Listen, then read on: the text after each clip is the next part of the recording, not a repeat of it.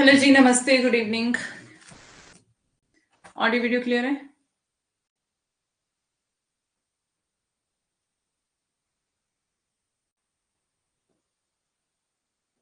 Audio video clear है?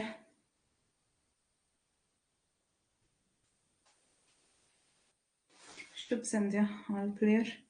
Okay,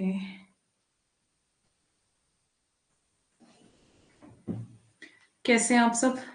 good evening.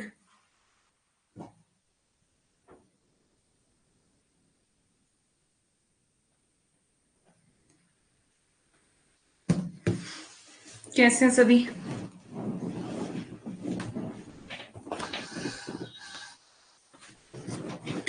चलें start करते हैं क्लास को।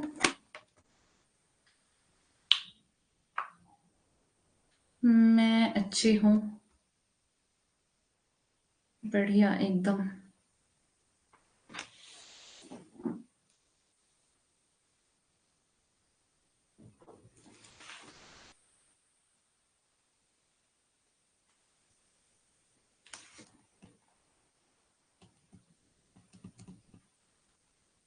नागार्जुन को कल पढ़ा था।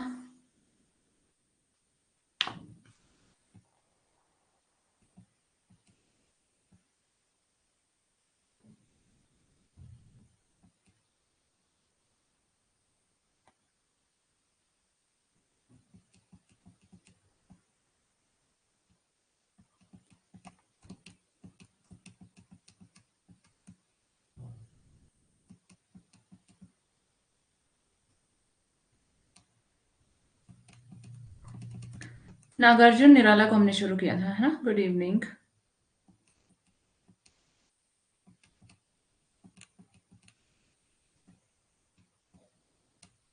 पीडीएफ आपको सारी दे दी थी मैंने।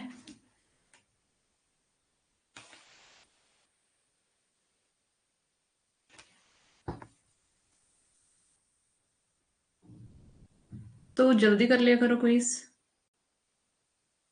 अच्छा, अभी ट्रीटमेंट चल रहा है, ज्यादा सुधार नहीं है तबीयत में। चलिए ध्यान रखें उनका। जूही की कली आज हम पढ़ने वाले हैं ना, निराला की जूही की कली कविता। तो सबसे पहले हम देखते हैं, सूर्यकांत त्रिपाठी निराला जी ने 1920 के आसपास लेखन कार्य आरंभ किया था। उनकी पहली रचना जन्मभूमि पर लिखा गया एक गीत था। लंबे समय तक निराला जी की प्रथम रचना के रूप में प्रसिद्ध जूही की कली, जिसका रचना काल निराला ने स्वयं 1916 ईस्वी बतलाया था, वस्तुतः 1921 में लिखी गई थी तथा 1922 में पहली बार ये प्रकाशित हुई। तो निराला ने खुद ही इसका समय जो है 1916 बताया है। नमस्ते। लेकिन बता रहे हैं कि 1921 में लिखी गई थी और उस 1922 में प्रकाशित हुई थी। तो बट हम इसको 1916 ही इसका समय मानेंगे, ठीक है? तो यही पढ़ा है, बस इतना ही, यही पढ़ा है इतना। गुड इवनिंग सुरुचि। इस कविता में कवि ने जूही की कली और पवन का मानवीकरण किया है।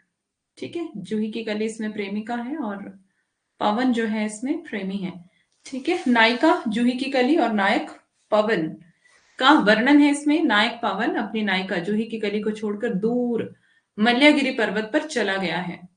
तो कवि निराला जी कहते हैं कि जूही की कली विरह में पीड़ित नायिका का रूप है, जो अपने प्रेमी पवन के विरह में तड़प रही है, जो उसे छोड़कर दूर मल्यागिरी पर्वत पर निकल गया है। वो अपने प्रेमी के स्वप्न में ही खोई रहती है कि कब उसका प्रेमी आएगा और उन दोनों का मिलन होगा। दूर मल्यागिरी पर्वत पर गए उसके प्रेमी पवन को भी अपनी नायिका की याद आती है। ठीक है, कौन से पर्वत का जिक्र है यहाँ, तो ये आपको याद रखना है।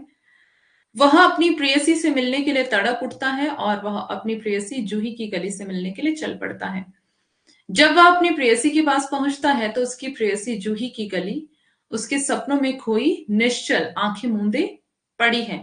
उसे अपने प्रेमी के आने की कोई सुध-बुध नहीं है और वो अपने प्रेमी के स्वागत में नहीं उठती है। इसे देखकर उसके प्रेमी को लगता है कि जूही की कली को उसके आने से कोई हर्ष नहीं हुआ और पवन क्रोधित हो जाता है। ठीक है, ये इसकी स्टोरी है। फिर पवन क्रोधित होकर अपने झोंकों को तेज गति से चलाने लगता है, जिससे जूही की कली के कोमल तन पर आघात लगता है और वह हड़बड़ाकर उठ जाती है।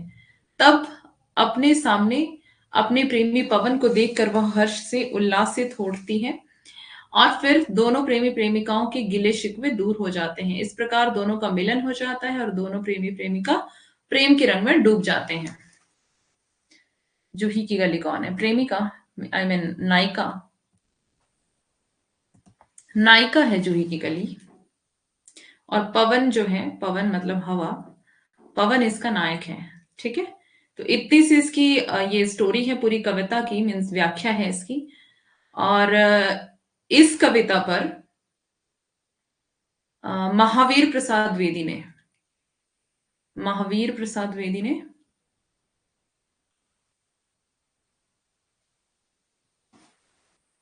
क्या किया था?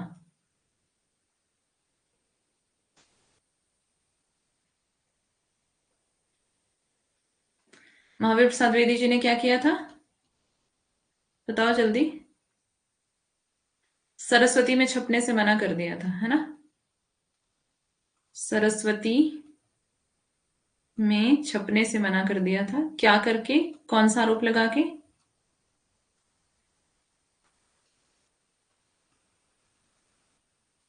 सरस्वती में छापने से मना कर दिया था, अश्लीलता का आरोप लगा के। ठीक है,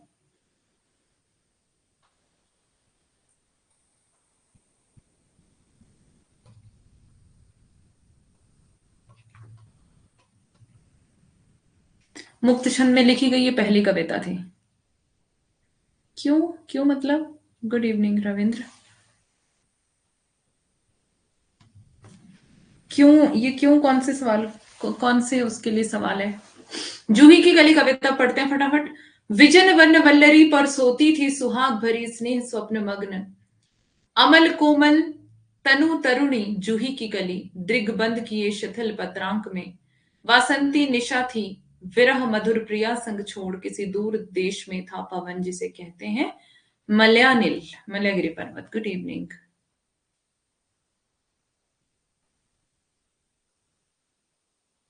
ऐसा तो कुछ भी नहीं लग रहा। हाँ, ऐसे कुछ भी नहीं लग रहा।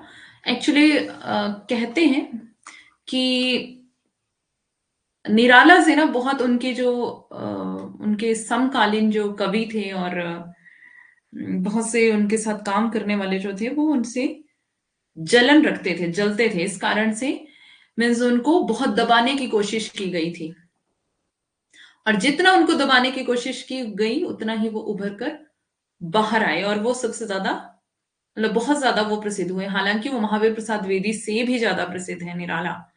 तो ऐसा कहा जाता है कि इनको बहुत ज्यादा दबाने की कोशिश की जाती थी उस समय। उस समय के जो कवि थे वो उनसे चिढ़ते थे, जलते थे, ऐसा कहा जाता है। ठीक है, आई याद बिछुड़ने से मिलन की वह मधुर बात, आई याद चांदनी की धुली हुई आधी रात, आई याद कांता की कंपित कमनीय गात, फिर क्या? पवन उपवन सर सरित गहन गिरि कानन कुंज, लता पुंजों को पार कर पहुंचा जहां उसने की केली कली खिली साथ, सोती थी जाने कहो कैसे प्रिय आगमन वह, नायक नायक ने चूमे कपोल, कपोल मतलब गाल, बोल उठी वल्लरी की लड़ी जैसे हिंडोल, इस पर भी जागी नहीं, चूक क्षमा मांगी नहीं, निद्रा निद्रालस बंक्यम विशाल नेत्र मूंदे रही, किंवा मतवाली थी यौवन की मदिरा पिए, कौन कहे निर्दय उस नायक ने निपट निठुराई की, कि झोंकों की झड़ियों से सुंदर सुकुमार देह सारी झकझोर डाली, मसल दिए गोरे कपोल गोल, चौंक पड़ी युवती चकित चितवन, निज चारों ओर पैर हेर हेर प्यारे की सेज पास, नम्र मुख हंसी खिली खेल रंग प्यारे संग। हाँ, निराला जी का हिंदी साहित्य में काफी नाम है। चले अब आते हैं सरोज स्मृति।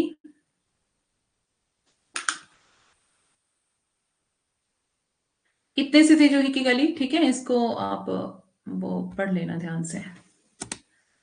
ठीक है, पंक्तियां देख लेना। सरोज स्मृति, सरोज स्मृति हिंदी में अपने ढंग का एकमात्र शोक काव्य है। कैसा है? शोक काव्य है।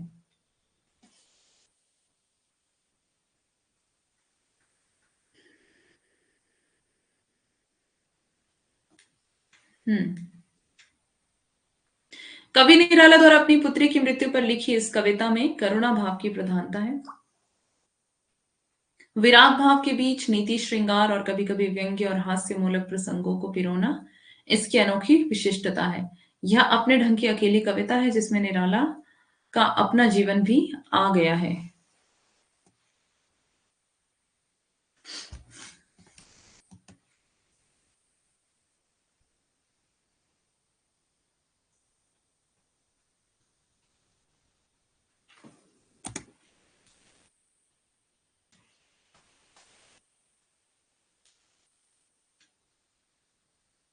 अब है सरोज स्मृति। कवि ने अपनी प्रिय पुत्री सरोज के बाल्यकाल से लेकर मृत्यु तक की घटनाओं को बड़े प्रभावशाली ढंग से अंकित किया है। इसमें कवि ने सरोज की बाल्यावस्था एवं तरुणाई से बड़े ही मार्मिक और पवित्र चित्र अंकित किए हैं। इस कविता में एक भाग्यहीन पिता का संघर्ष, समाज से उसके संबंध, पुत्री के प्रति बहुत कुछ ना कर पाने का की अकर्मण्यता का बोध प्रकट हुआ है। इस कविता के माध्यम से निराला का जीवन संघर्ष भी प्रकट हुआ है। वे कहते हैं, दुख ही जीवन की कथा रही, क्या कहूं आज जो नहीं कही। इन पंक्तियों में कवि की वेदना व जीवन संघर्ष साफ झलकता है।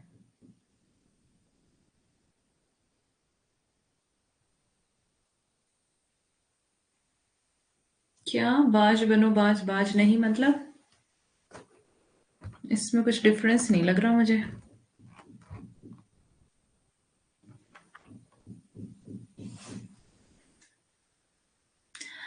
देखा विवाह आमूल नवल, तुझ पर शुभ पड़ा कलश का जल। देखती मुझे तू हंसी मंद, होठों में बिजली फंसी स्पंद। उर्मे भर झूली छवि सुंदर, प्रिय की अशब्द श्रृंगार मुखर।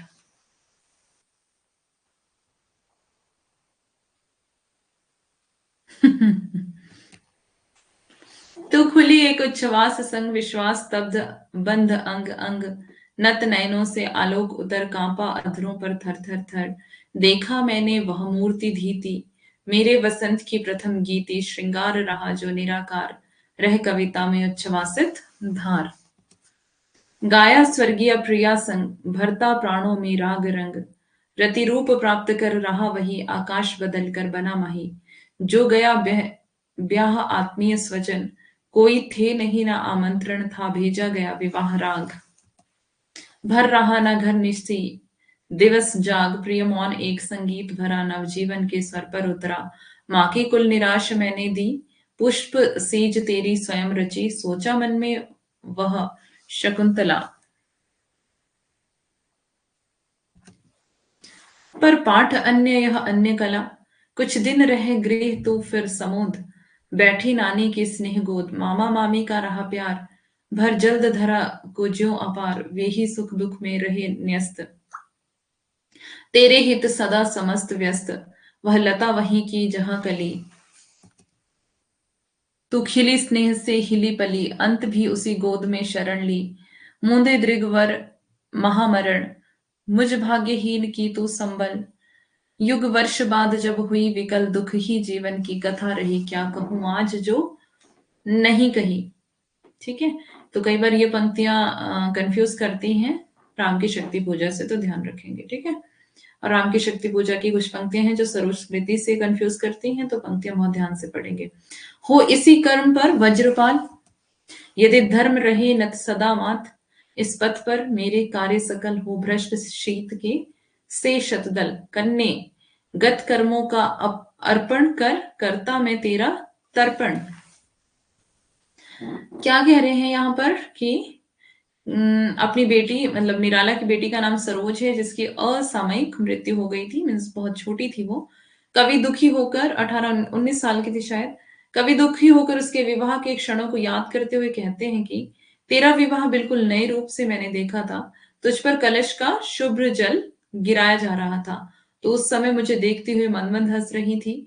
तेरे होठों पर बिजली जैसा कंपन था, तेरे हृदय में प्रियतम की सुंदर छवि झूल रही थी, जिसे अभिव्यक्त करना तेरे लिए संभव नहीं था, लेकिन वह तेरे श्रृंगार के माध्यम से अभिव्यक्त हो रहा था। तेरे झुके हुए नेत्रों से प्रकाश फैल रहा था और तेरे होंठ कांप रहे थे, शायद तो कुछ कहना चाहती थी। क्या माँ का अभाव तुझे दर्द दे रहा होगा, है ना? माँ मतलब माँ भी नहीं थी उसके। यदि तुझे देखकर मुझे ऐसा लग रहा था कि मेरे जीवन के सुखद क्षणों का प्रथम गीत तो तू ही थी। निराला को पुत्री के विवाह के समय उसका श्रृंगार उसकी उनकी पत्नी के निराकार स्वरूप सा का स्मरण करा रहा था। पत्नी का वह श्रृंगार ही कविता में अभिव्यक्त हो रहा है। कविता का यह रस मेरे प्राणों में प्रिया के साथ बिताए गए राग रंगों को भर रहा है। वह अत्यंत सुंदर रूप मानो आकाश अर्थात स्वर्गलोक से उतरकर पुत्री के रूप में पृथ्वी पर उतर आया हो। पुत्री का विवाह संपन्न हो गया था, कोई आत्मीय जन भी नहीं था, क्योंकि किसी को निमंत्रण ही नहीं दिया गया था। घर में दिन रात गाए जाने वाले विवाह के गीत भी नहीं गाए गए थे। पुत्री के विवाह की चहल पहल में कोई दिन रात नहीं जागा। अत्यंत साधारण तरीके से उसका विवाह संपन्न हो गया। एक प्यारा सा शांत वातावरण था और इस मौन में ही एक संगीत लहरी थी जो एक नव युगल के नव जीवन में प्रवेश के लिए आवश्यक थी।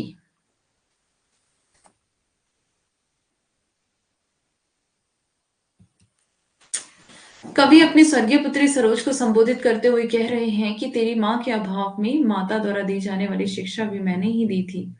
विवाह उपरांत तेरी पुष्प शैया भी स्वयं मैंने ही सजाई थी।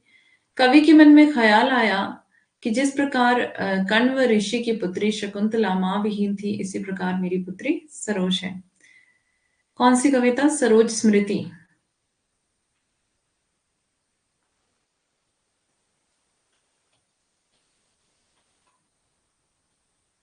कवि निराला।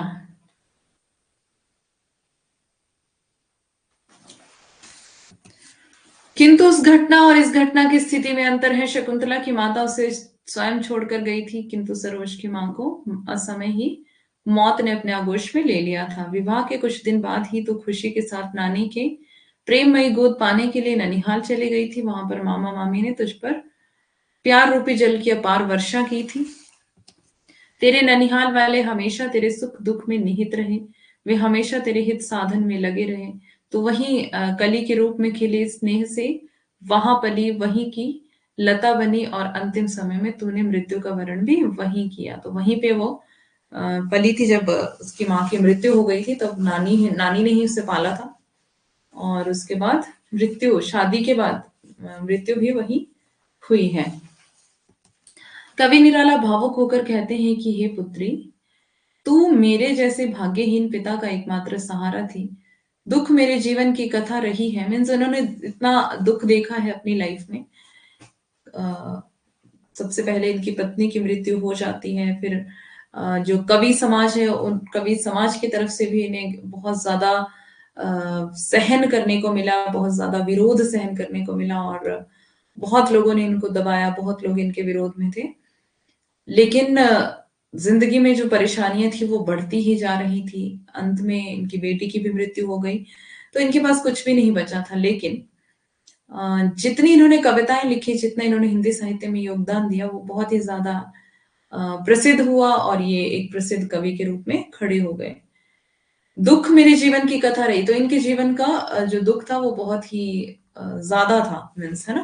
तो इसीलिए कहते हैं कि दुख ही जीवन की कथा रही। राम की शक्ति पूजा में भी अपना दुख व्यक्त करते हैं और यहाँ पर भी। तो दुख ही जीवन की कथा रही, जिसे मैंने अब तक किसी से नहीं कहा, उसे अब आज क्या कहूं। तो मतलब इन्होंने, इनके पास कोई था भी नहीं किसको कहते, ये किससे ये अपने दुख को बांटते। लेकिन इन्होंने कविता के माध्यम से उस दुख को व्यक्त किया है। इनको लोगों ने कहा भी था कि आप दूसरी शादी कर लो, बट इन्होंने शादी भी नहीं की दोबारा।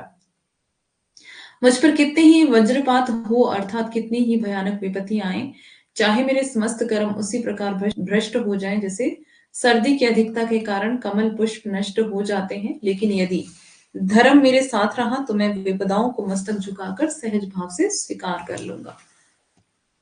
मैं अपने रास्ते से नहीं हटूंगा। कवि अंत में कहता है कि बेटी, मैं अपने बीते हुए समस्त शुभ कर्मों को तुझे अर्पित करते हुए तेरा तर्पण करता हूँ। अर्थात मैं प्रभु से प्रार्थना करता हूँ कि मेरे द्वारा किए गए शुभ कर्मों का फल भी तुझे मिल जाए।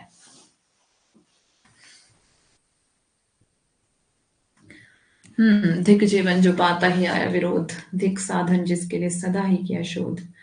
कविता के माध्यम से निराला का जीवन संघर्ष प्रस्तुत हुआ है। दुख ही जीवन की कथा रही, क्या कहूं जो आज नहीं कही। पंक्तियों में कवि की वेदना साफ झलकती है। अब ये पूरी कविता नहीं थी, ठीक है, जो उसका लेकिन पूरा वो निचोड़ मैंने आपको बता दिया है। कविता की आपको पीडीएफ मिल जाएगी टेलीग्राम पे, तो आप वहां से पढ़ लेना, ठीक है। जागो फिर एक बार निराला की कविता है। जागो फिर एक बार कविता के रचयिता सूर्यकांत त्रिपाठी निराला। निराला की यह कविता परिमल काव्य संग्रह में संकलित है, परिमल में, जिसका प्रकाशन जो है वो 1930 में है। इस कविता में कवि ने भारत के अतीत का गौरवमय चित्रण किया है। इसी संदर्भ में कवि भारतीयों को जागते रहने का संदेश देते हुए कहते हैं। भारतीयों को क्या संदेश दे रहे हैं? जागते रहने का संदेश दे रहे हैं। और संदेश देते हुए क्या कह रहे हैं? ये जागो फिर एक बार। कविता की पीडीएफ टेलीग्राम पे भेजी है, एक बार और भेज देना ना। जागो फिर एक बार, समर अमर कर प्राण, गान गाए महासिंधु से सिंधु, तद तीरवासी सैंधव तुरंगों पर चतुरंग चमुसंग, सवा सवा लाख पर एक को चढ़ाऊंगा, गोविंद सिंह निज नाम जब कहाऊंगा। किसने सुनाया यह वीर जन मोहन अति दुर्जय संग्राम राग, फाग का खेला रण 12 महीने में, शेरों की मांद में आया है आज स्यार, जागो फिर एक बार। सत श्री अकाल, भाल अनल धक धक धक धक कर जला, भस्म हो गया था काल, तीनों गुण ताप त्रय, अभय हो गए थे तुम, मृत्युंजय व्योमकेश के समान, अमृत संतान तीव्र भेद कर, सप्तावरण मरण लोक शोकाहारी, पहुंचे थे वहां जहां आसान है सहस्त्रसार, जागो फिर एक बार, सिंगनी की गोद में छीनता रे शिशु कौन, मौन भी क्या रहती वह रहते प्राण रे अजान। देख लेना पंक्तियां और कविताएं जितनी भी हैं एक बार ध्यान से पढ़ लेना, ठीक है। सिंगनी की गोद में, गोद से छीनता रे शिशु कौन, है ना, शेरनी से कोई भी उसका बच्चा छीन नहीं सकता है, और वो चुप भी नहीं रहती है। अगर कोई छीन भी ले तो क्या कर लेती है, वो प्राण ले लेती है। एक मेष माता ही रहती है निर्मिमेष, दुर्बल वह छीनती संतान, जब जन्म पर अपने अभिशप्त तप्त आंसू बहाती है, किंतु क्या योग्य जन जीता है, पश्चिम की उक्ति नहीं गीता है स्मरण करो बार बार, जागो फिर एक बार, पशु नहीं वीर तुम, समर शुर क्रूर नहीं, काल चक्र में हो दबे आज तुम राजकुंवर। समर सरताज पर क्या है, सब माया है सब माया है, मुक्त हो सदा ही तुम, बाधा विहीन बंध छंद ज्यों, डूबे आनंद में सच्चिदानंद रूप महामंत्र, ऋषियों का अणुओं परमाणुओं में फेंका हुआ, तुम हो महान, तुम सदा हो महान, है नश्वर यह दीन भाव कायरता, काम परता, ब्रह्मा हो तुम पदरज भर भी नहीं, पूरा यह विश्व भार, जागो फिर एक बार। अब इसकी व्याख्या है, जागो फिर एक बार शेरों की मांग में आया है आज सियार। कविता में कवि भारत के अतीत की गौरव गाथा को स्मरण करते हुए देशवासियों को नई उत्साह और ओजस्विता को अपनाने के लिए प्रेरित करते हैं। वे ऐतिहासिक परिवेश की ओर संकेत करते हुए कहते हैं कि भारत का अतीत बहुत ही गौरवशाली था। हमारे यहाँ के वीर युद्ध क्षेत्र में प्राणों की बाजी लगाकर अमरत्व को प्राप्त हो जाते थे। ऐसे ही वीर योद्धाओं की गौरव गाथा का गुणगान करते हैं। यहाँ के समुद्र के विशाल नदियों और उनके तटों पर रहने वाले लोगों अर्थात सिंधु सभ्यता के लोगों ने भी अनेक बार गाया था। इसलिए जब जब विदेशी आक्रांताओं ने भारत पर आक्रमण किया है, तब तब यहाँ के वीरों ने चतुरंगी सेना के साथ उनका डटकर मुकाबला किया। इसी तरह जब विदेशियों ने आक्रमण किया, तब गुरु गोविंद सिंह ने यह घोषणा की थी कि सवा सवा लाख पर एक को चढ़ाऊंगा, अर्थात जब तक सवा सवा लाख शत्रुओं पर अपने एक वीर को समर्पित नहीं करूंगा, तब तक मैं अपने नाम को सार्थक नहीं मानूंगा। कवि कहते हैं कि वीर लोग इस राग को सुनकर और भी उत्साह से झूमने लगते हैं। इस राग से वीर योद्धाओं में दो गुना शक्ति बढ़ जाती है, अर्थात शत्रु उन पर विजय नहीं पा सकते थे। गुरु गोविंद सिंह और उनके योद्धा 12 महीनों तक खून की होली खेलते थे। आज भी गुरु गोविंद सिंह जैसे शेर हैं, किंतु आज उन शेरों के मान में सियार घुस गया है इन्हें मारने के लिए। हे भारतीय वीरों, अब तुम जागो और सतर्कता के साथ उनसे सामना करो, उनका दमन करो।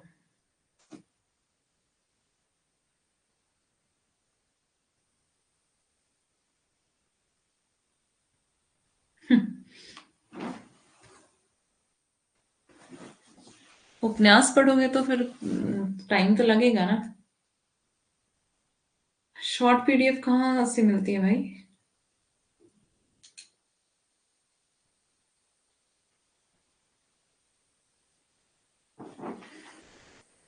11 बजे यूट्यूब पे पढ़ाऊंगी, ऐसा किसने कहा? ऐसा किसने कहा कि 11 बजे मैं यूट्यूब पे पढ़ाऊंगी?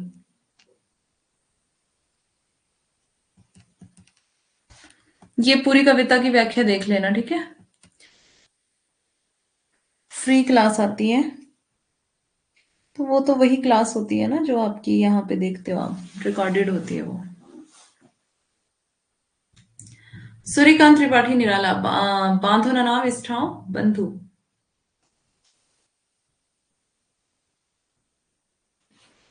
स्टेटस लगा है।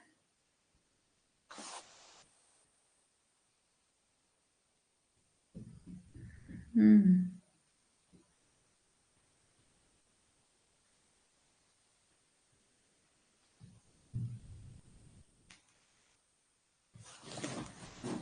11 बजे जो क्लास होती है वो रिकॉर्डेड होती है, ठीक है, लाइव नहीं होती है। बांधो न नाव इस ठाव बंधु कविता निराला जी की अर्चना कविता संग्रह में संकलित है, ठीक है, अर्चना कविता संग्रह में संकलित है, ध्यान देंगे।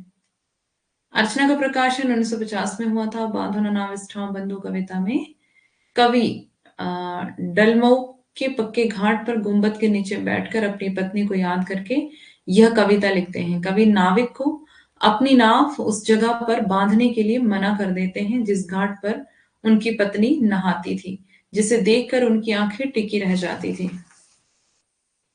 11 बजे वेट कर रही थी। कवि अपनी प्रेम कहानी को प्रकट करते हैं। कविता में नायक की भावनाओं का चित्रण किया गया है। कवि नायिका के सौंदर्य को याद करते हुए नाविक से कहते हैं, हे बंधु, तुम अपनी नाव को इस ठाम यानी इस जगह पर मत बांधो। अगर तुम अपनी नाव को इस जगह पर बांधोगे तो सारा गांव तुमसे तरह तरह के प्रश्न पूछेगा, इसलिए तुम अपनी नाव को इस ठाव मत बांधो। यह वही घाट है जिस घाट पर मेरी प्रियतमा नहाया करती थी। मेरी आंखें उसे नहाते हुए निहारती रहती थी। हम दोनों यही मिला करते थे। वह हंसते हंसते बहुत कुछ कह देती थी, लेकिन अपने में ही वह रहती थी। वह सभी की सुनती थी, लेकिन किसी को कुछ नहीं कहती थी। वह सभी का अत्याचार भी सहती थी और वह सबको मौका भी देती थी। हे बंधु, हे भाई, तुम इस ठाव अपनी नाव मत बांधो। ठीक है, कविता पढ़ते हैं। बांधो ना नाव इस ठाव बंधु, पूछेगा सारा गांव बंधु। यह घाट वही जिस पर हंसकर वह कभी नहाती थी धंसकर। आंखें रह जाती थी फंसकर, कंपते थे दोनों पांव बंधु। वह हंसी बहुत कुछ कहती थी, फिर भी अपने में रहती थी। सबकी सुनती थी, सहती थी, देती थी सबके दांव बंधु। बांधो ना नाव इस ठाव बंधु। ठीक है, इतनी सी कविता है। अब है रामचरितमानस का उत्तरकांड। अ,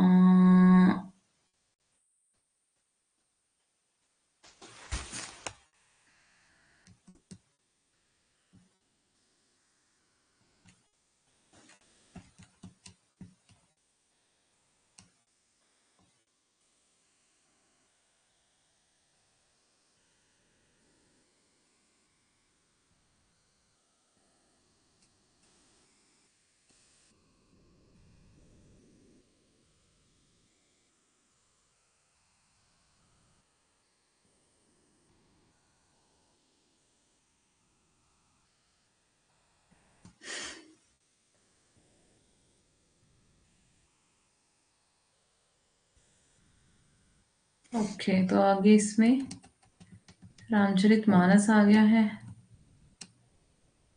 और इसको जल्दी जल्दी से आधुनिक काल से भक्ति काल। क्विज का टाइम हो सकता है भाई, जल्दी कर लिया करो। उत्तरकांड हमने पढ़ा नहीं था ना कविताओं में, इसलिए मैं इसको फटाफट से जितना हो सकता है अभी की क्लास में उतना मैं इसको करवा देती हूँ फटाफट, है ना। उसके बाद जो बच्चेगा आप इसकी पीडीएफ खुद देख लेना। कल की क्लास में हम पढ़ेंगे निराला की कविता, 2 कविता इनकी बच गई हैं, ठीक है। और उसके बाद हमारी यूनिट 5 खत्म हो जाएगी। कल हम पढ़ने वाले हैं, ये क्या मतलब, निराला की जो कविता है हमारी कौन कौन सी है, असाध्य वीणा कल पढ़ेंगे हम, और प्लस कौन सी, तुलसीदास कहाँ से आ गए। एक्चुअली जो हमने अभी यूनिट 5 ही तो हम कर रहे हैं ना, तो आधुनिक कविताएं मैंने अभी आपको शुरू करवा दी थी, जो पीछे वाली रह गई थी उसमें उत्तरकांड रह गया था, ठीक है। आपके सिलेबस में है उत्तरकांड, तो इतना शॉक्ड होने की जरूरत नहीं है भाई, ये कुछ अजूबा तो नहीं लेके आई मैं।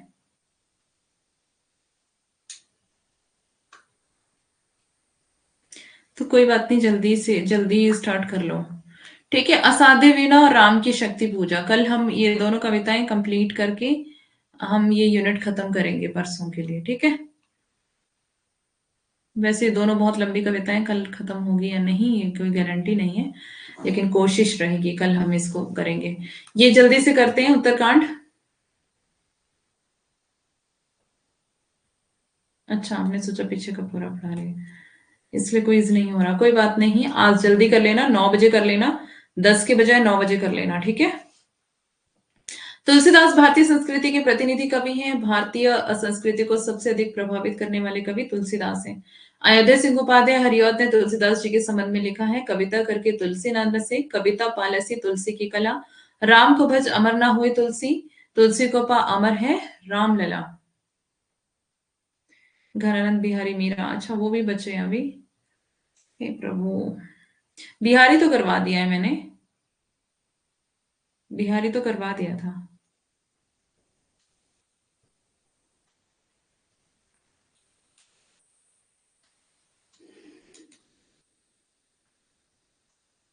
मीरा के पद रहते हैं, घनानंद के कवित्व भी तो करवा दिए मैंने।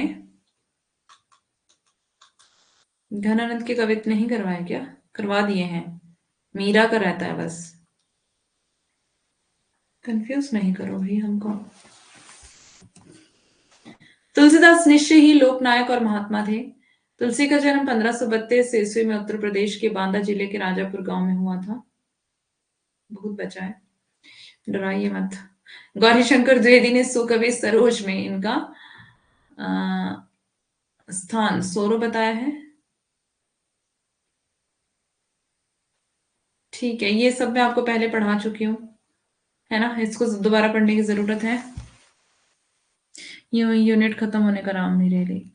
राम की शक्ति पूजा तो बता दिया मैंने कि उसको कल करेंगे हम, राम की शक्ति पूजा और असाध्य वीणा दोनों हम कल करेंगे, ठीक है। ठीक है, इनके बारे में थोड़ा सा है, तुलसीदास के बारे में ये हम पहले भी पढ़ चुके हैं। यहां से देख लेते हैं, भक्तमाल में नाभादास ने उन्हें कलिकाल का वाल्मीकि कहा है। अगर ये पूछा जाता है आपको कि तुलसीदास को कलिकाल का वाल्मीकि किसने कहा, तो नाभादास ने, ठीक है। इतिहासकार स्मिथ स्मिथ ने उन्हें मुगल काल का सबसे बड़ा व्यक्ति माना है, ये भी पूछा जाता है। जॉर्ज ग्रियर्सन ने बुद्ध देव के बाद भारत का सबसे बड़ा लोकनायक तुलसीदास को कहा है, इंपॉर्टेंट है। अमृतलाल नागर ने मानस का हंस कहा, ये मैं पहले भी करवा चुकी हूँ आपको, ठीक है, तो इसको अभी बार बार करवाने की जरूरत नहीं है, ये सब मैंने आपको करवा दिया है। इनके 5 बड़े ग्रंथ हैं तुलसीदास के, गीतावली और राम गीतावली, गीतावली या राम गीतावली ब्रजभाषा में है 1571 में, रामचरितमानस है अवधि में 1574, राम विनयावली या विनय पत्रिका ब्रजभाषा में है 1582, दोहावली ब्रजभाषा में है 1583। कवितावली को कवित रामायण के नाम से भी जाना जाता है, यह तुलसी जी की अंतिम रचना थी, ब्रजभाषा 1612 में। 7 छोटी रचनाएं हैं इनकी। कृष्ण गीतावली, इसे सूरदास के आग्रह पर लिखा गया था, ब्रजभाषा में है 1571। रामलला नेच्छु अवधि में है 1582। पार्वती मंगल अवधि में है 1582। जानकी मंगल अवधि में है 1582। रामाज्ञा प्रश्नावली अवधि में है और ब्रज मिश्रित भी है 1616। बरवे रामायण यह रहीम दास जी के आग्रह पर लिखी गई थी और अवधि में है 1612 में। वैराग्य संदीपनी जो है वो ब्रजभाषा में 1612। गीतावली या फिर राम गीतावली ब्रजभाषा में है 1571 में। तुलसीदास की पहली रचना है, इसमें 7 सर्ग हैं, ये गीति काव्य है। इसमें पदों की संख्या 328 है। इसमें 21 तरह के रागों का प्रयोग किया गया है। इसमें मंगलाचरण नहीं है। बेनी माधव ने इसे तुलसी की रचना माना है। अच्छा बड़ी है पर अच्छी है, हाँ बहुत अच्छी है वो। सबसे ज्यादा मजा इसी में आ रहा है। ओके, यह एक मुक्तक रचना है। रामचरितमानस जो है भाषा इसकी अवधि है 1574। रचना काल रामचरितमानस की रचना विक्रमी संवत 1631 या फिर सन में देखे तो 1574। ठीक है, मंगलवार को इसको लिखा गया था। इसका समय जो है ठीक है, इसको लिखने में कितना टाइम लगा है? रामचरितमानस को 2 वर्ष 7 महीने 11 दिन, ये आपको ध्यान रखना है। इसको पूछा जाता है। 2 मंगलाचरण होता है जिसमें जब शुरुआत होती है ना किसी भी ग्रंथ को लिखने की, जो शुरुआत होती है तो उसमें कुछ मतलब इष्टों के नाम रहते हैं कि उनको प्रणाम या फिर किसी का किसी को समर्पित समर्पण लिखा होता है कि ये ग्रंथ किसको समर्पित है। वो अ, सारा मतलब उसमें लिखा लिखा रहता है, उसको कहते हैं मंगलाचरण। जिसमें किसी देवता की स्तुति की जाती है, किसी ईश्वर की उपासना की जाती है, उसमें उसको मंगलाचरण कहते हैं। ठीक है, आगे देखते हैं इसका कथानक। इस महाकाव्य में राम के संपूर्ण जीवन चरित्र का वर्णन है। यह महाकाव्य है नागरी प्रचारिणी सभा के द्वारा प्रकाशित। मानस में कुल 27 श्लोक और 4647 चौपाइयां, 1193 दोहे, 87 सोरठे और 214 अन्य, कुल मिलाकर 6168 छंद हैं। काव्य की भाषा साहित्यिक अवधि है। इसमें सभी रसों का चित्रण है। शांत रस की प्रधानता है। इसमें कुल 18 तरह के छंदों का प्रयोग है। रामचरितमानस की शैली की प्रेरणा जयसी के पद्मावत से प्राप्त हुई थी। इसमें कुल 7 सर्ग हैं जिसे कांड कहा गया है। इनका सही क्रम इस प्रकार है। इसका मैंने आपको करवाया था। बाल की अयोध्या ने अरण्य में रावण की सुंदर लंका को उत्तर दिया है ना, इसकी ट्रिक करवाई थी ना बाल की अयोध्या ने।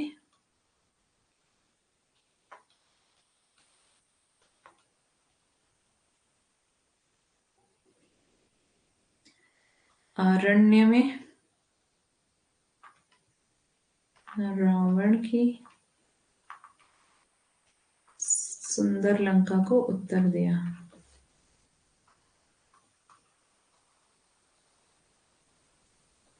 कबीरदास, हाँ जी पढ़ लिया है कबीरदास।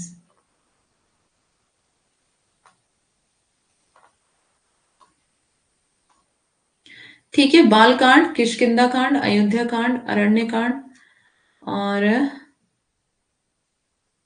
सुंदरकांड, लंका कांड, उत्तरकांड। ओके, 1 1 2 3 4 5 6 7 7 सर्ग हो गए पूरे। ठीक है, बालकांड, अयोध्या कांड, किष्किंधा कांड यहाँ पे इधर आएगा बीच में ना। इसकी जो ट्रिक है और इसका जो सीक्वेंस है ये सही है। ठीक है, तो ये वाला नोट करना है यहां से, इसको मत करना नोट।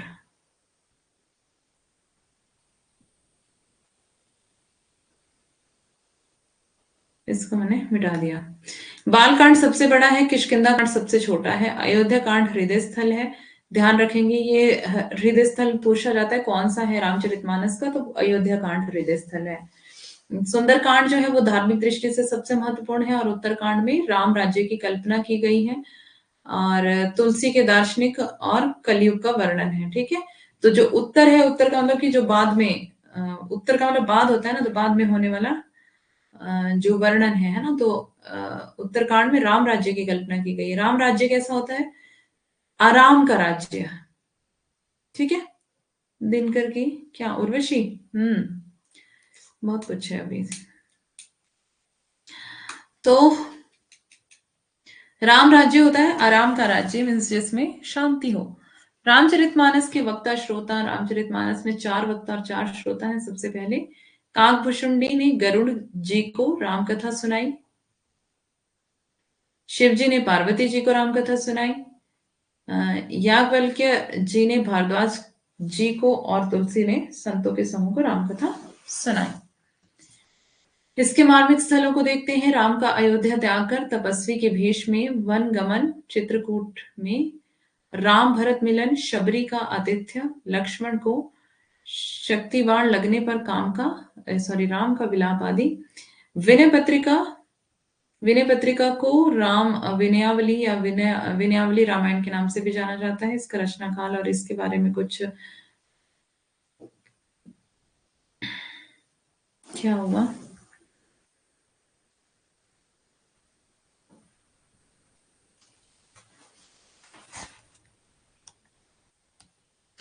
आचार्य शुक्ल विनय पत्रिका के बारे में क्या कहते हैं, इसको पढ़ लेना खुद से। ठीक है। इनकी सारी रचनाओं के बारे में थोड़ा थोड़ा कुछ कुछ दिया हुआ है, इंपॉर्टेंट पॉइंट्स वो आपको देखने। यहाँ पे श्लोक है और ये पूरे इसके दोहे, और इसके साथ आपको अर्थ भी आगे मिल जाएंगे।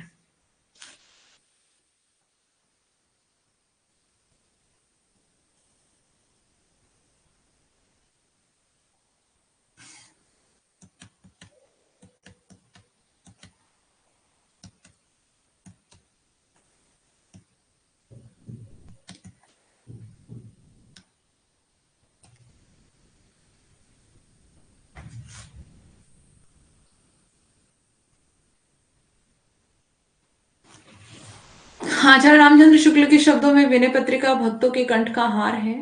महत्वपूर्ण कथन, तुलसी के राम को जानने के लिए रामचरितमानस तथा स्वयं तुलसी को जानने के लिए विनय पत्रिका पढ़नी चाहिए। अगर तुलसी के बारे में जानना है तो विनय पत्रिका पढ़ो, और अगर राम को जानना है तो रामचरितमानस। ठीक है।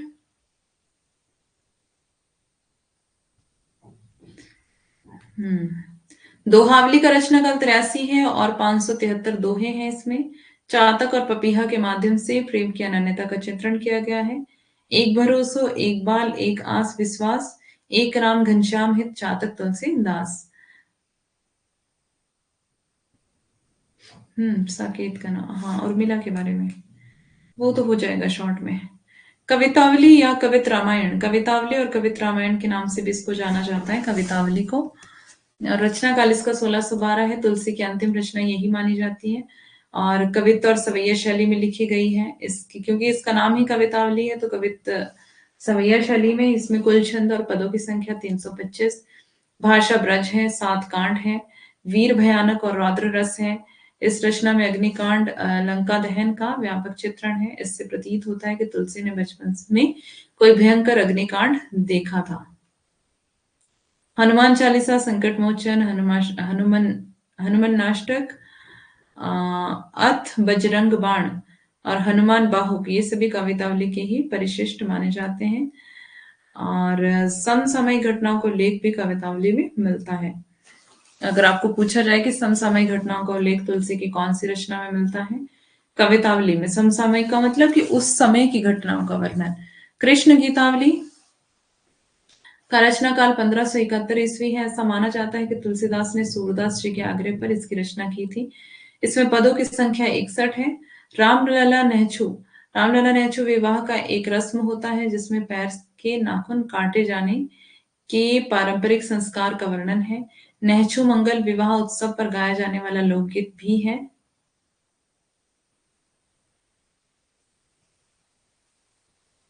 रचना काल 1582, यह प्रबंधात्मक रचना है। इसमें 20 सोहर है। यह मात्रिक छंद है, मात्राओं पर यति होता है। इसकी रचना तुलसी ने अवधी और भोजपुरी गीत के अश्लीलता को दूर करने के लिए किया था। पार्वती मंगल, कथा वस्तु इसमें शिव पार्वती के विवाह का वर्णन है। पार्वती मंगल में क्या है? शिव पार्वती के विवाह का वर्णन। रचना काल 1582, इसमें छंदों की संख्या 164 है। 148 अरुण छंद है, मंगल छंद है, मातृक छंद है। 16 जो है वो हरिगीति का छंद है। 28 मात्राएं होती हैं इसमें। और इस रचना में मंगलाचरण और अंत में स्वास्थ्य वाचन भी होता है। जानकी मंगल में क्या है? 1582 ईस्वी की इसकी रचना है। अरे भाई क्या करना है आपको? जनरल है, ओबीसी है, व्हाट इज दिस? पढ़े लिखे हो आप, फिर इस तरह की बातें क्यों करते हो? इस रचना में तुलसीदास जी ने राम जानकी के विवाह का वर्णन किया है।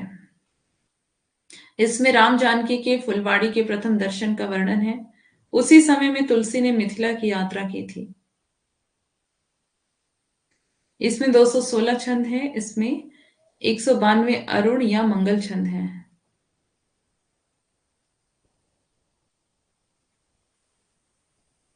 क्या करोगे जानकर?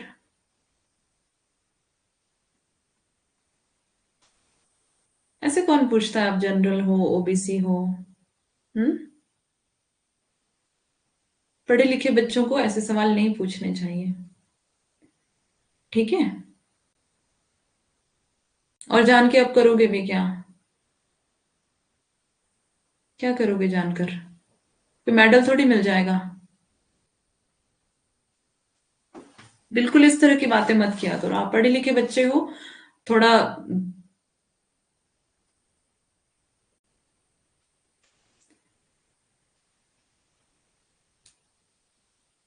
216 छंद है, 192 अरुण और मंगल छंद है, 24 हरिगीति का छंद है।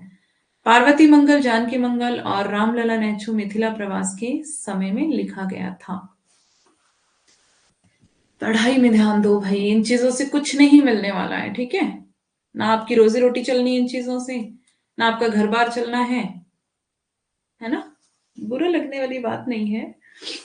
पढ़े लिखे बच्चों को ऐसी बातें करनी ही नहीं चाहिए। ये जाति और धर्म की बात बिल्कुल भी नहीं करनी चाहिए, है ना? अगर आप स्टूडेंट होकर के अगर आप लोग इन चीजों पे ध्यान दोगे तो फिर दुनिया को कैसे बदलोगे? आप बताओ, कैसे चेंज होगा हमारे देश में?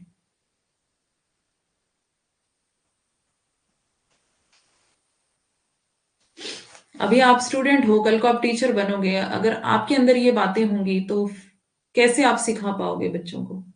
नहीं सिखा सकते, है ना? तो इसलिए समझदार बनो, ठीक है? रामाज्ञ प्रश्नावली, रचना काल 1612। इसे दोहावली रामायण के नाम से भी जाना जाता है। इसमें रामचरितमानस के ही दोहा छंद है। इसमें कुल पदों की संख्या 343 है। इसमें 7 यानी कि सप्तक हैं या फिर सर्ग हैं, ठीक है?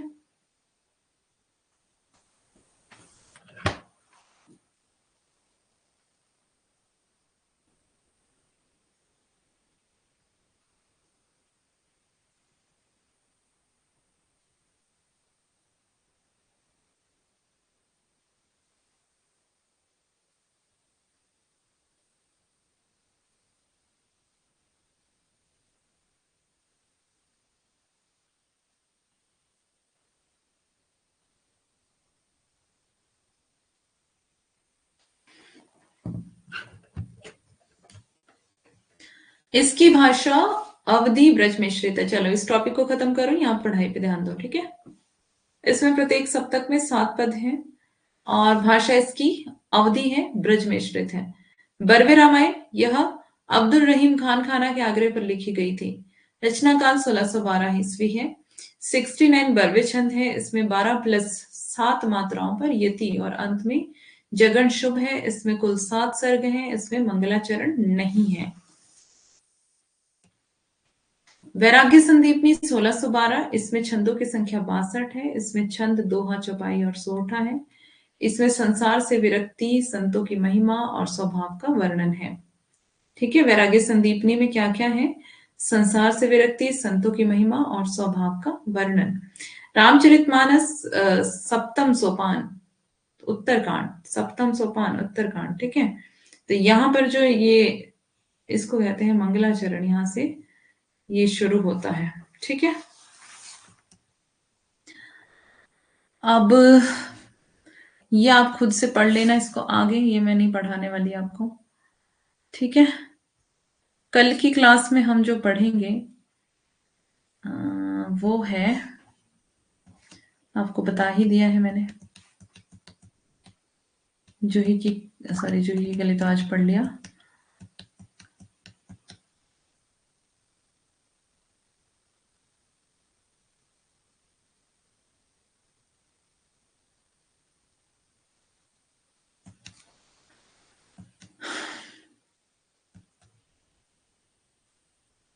हाँ शीला बोलो।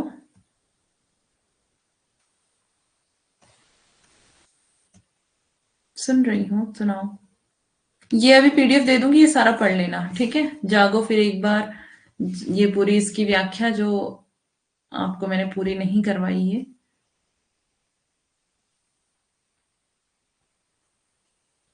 झूठा सच का पीडीएफ ऐप पर चाहिए। आई विल ट्राई, भेजने की कोशिश करूंगी।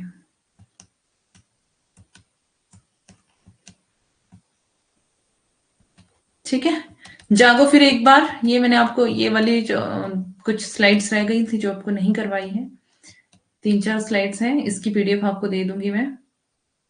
हाँ टाइम हो गया, ओके।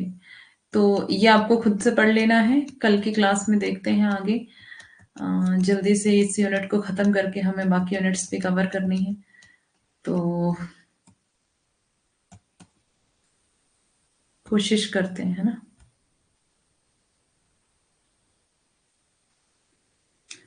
9 बजे क्विज में आ जाना सभी, ठीक है। 9 PM क्विज है और सभी क्विज करने के लिए आ जाना 9 PM। ओके, किसी और को कुछ पूछना है? शीला को नींद आ रही है? किसी को कुछ पूछना है? गर्मी से सेलफोन हीट हो जा रहा है और हमारे यहाँ पे ठंड बहुत है।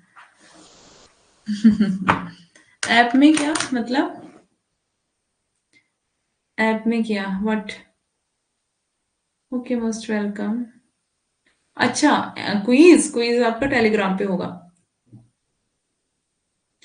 Net set Hindi colour form, है ना, ऐसे करके शायद चैनल का नाम है, चेक कर लो।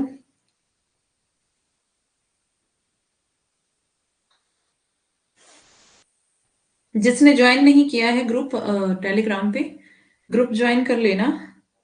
और 9 बजे क्विज है तो क्विज में आ जाना, आपके लिए फायदा है।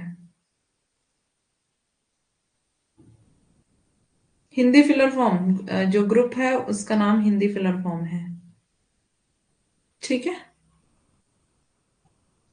37 डिग्री, ओ भाई बहुत ज्यादा गर्मी है। भारत की खूबसूरती हर मौसम उपलब्ध है। अब देख लो, आपके यहाँ वहां पे गर्मी पड़ रही है, यहाँ पर ठंड बहुत ज्यादा है।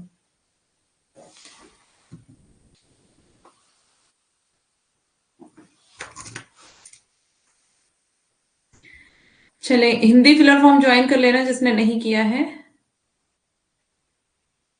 कैसे करना है? टेलीग्राम डाउनलोड करना है और सर्च बार में टेलीग्राम ग्रुप नेम, हाँ Hindi filler form, Hindi filler form के नाम से। आपके तो मजे मजे है। अच्छा, मैं सोचती हूँ आप लोगों के मैं मजे तो आपके भी नहीं है, इतने ज्यादा टेम्परेचर में तो नहीं मजे होंगे, मतलब नॉर्मल होना चाहिए, ठीक होना चाहिए। थोड़ी सी गर्मी हो, बहुत ज्यादा ना हो। 43-40 तो बहुत ज्यादा है ना। मई में जाता है, अभी तो शुरुआत है ना, यहाँ पे तो शुरुआत भी नहीं हुई अभी। तो मतलब इतना सा होना चाहिए कि फैन में चल जाए काम।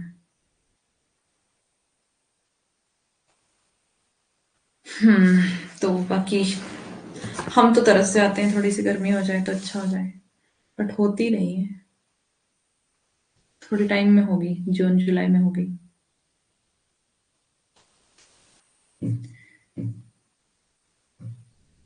लाइट भी नहीं होती है, ओ 5-6 दिन के लिए, तब तो बहुत ज्यादा प्रॉब्लम हो जाती है। हम्म। आप आपका घर बहुत दूर है ना। काश मैं भी शिमला में रहती, आ जाओ शिमला आ जाओ मेघा। आप तो फ्री हो आजकल है ना। गर्मी सही है, हाँ सच में। गर्मी सही होती है। मीन्स सेहत के लिए अच्छी है गर्मी। ठंड उतनी ज्यादा अच्छी नहीं होती है। 40 भी हो जाता ओ। हाँ मैं शिमला में हूँ।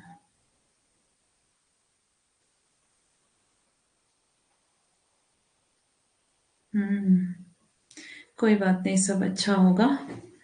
बस पढ़ लो अच्छे से, कुछ बन जाओ, फिर अपनी अपनी मर्जी से जहाँ का वेदर अच्छा लगा वहां जाके रहा करना है ना।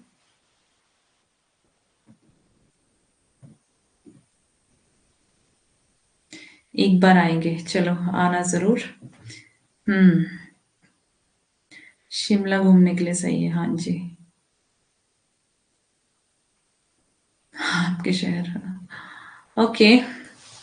चले मिलते हैं जी कल की क्लास में। तो अपना बहुत सा ध्यान रखें, गर्मियों में भी ध्यान रखें अपना, अपनी सेहत का और पढ़ाई का भी ध्यान रखें, ठीक है। हम्म। Okay bye bye, take care. Good night सबको।